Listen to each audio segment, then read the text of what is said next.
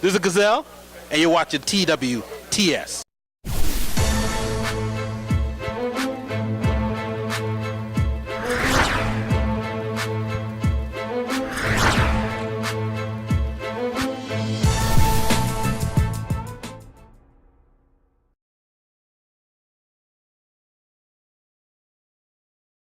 Welcome back to a special edition of the Talk with Todd show. Right here, we are in St. Louis, man, the DJ United Conference, and I'm sitting here with the man himself, Gazelle. Now, give us a little bit of your background. I'm a mix show guy, mix show promotions. I've been doing that since Jesus was a little boy.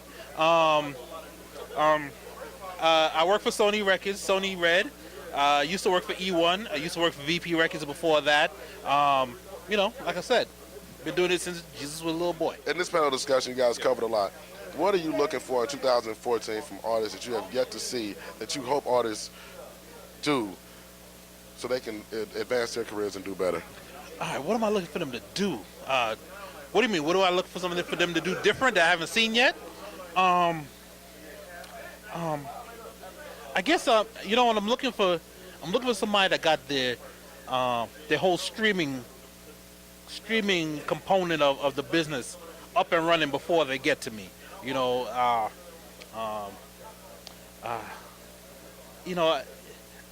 It's a new day. It's a new day, a new age. A lot of these artists, a lot of guys are pretty savvy. They know what's going on. They got their stuff together. So, they're doing all the traditional stuff. So I'm cool. I'm cool with that. I mean, I just, this digital stuff, this digital age, I'm waiting to see what's the next wave of digital. It was not this quiet on the panel discussion. I just want to throw that out there.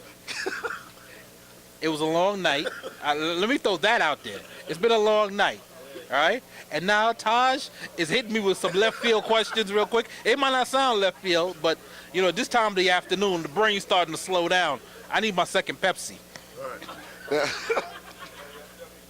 we've seen a transition with major labels. Now we're seeing independent labels like your Cash Money, your Young Money. Is it beneficial for artists today?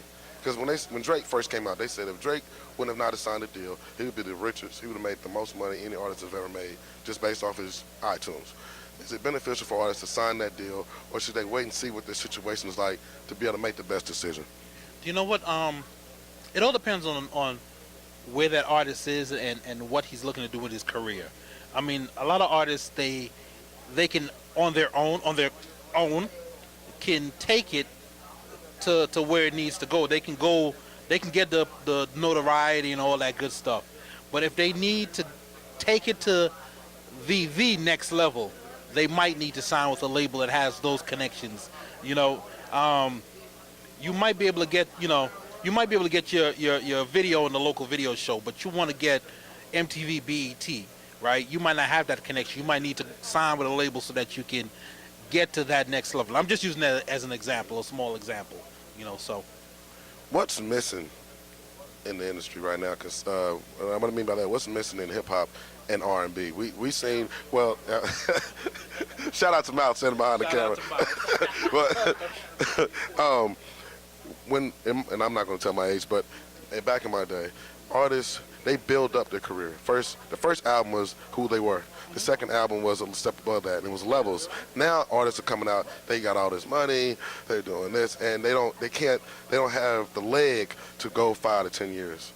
So what's missing in hip hop and R&B in 2014?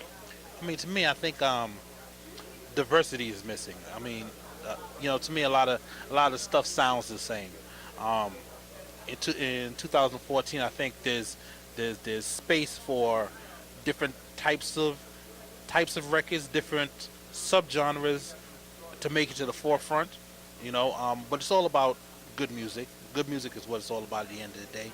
If you're making good music and you've got good promotion, I think there's room for that diversity. Now I'm going to put him on the spot. Who do you listen to right now? Who do I listen to? You mean music-wise? Yeah.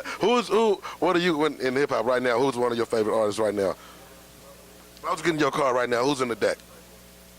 If you got in my car right now, all right, and I'm not, and unfortunately I'm saying this because I work with the dude, but that Mac Wild's album's in the deck, all right? Because the sound of that album, it's different than what everyone else is doing. It's a little throwback stuff. Um, the beats and stuff. It's music that you kind of is familiar. You kind of grew up with it, the feel of it.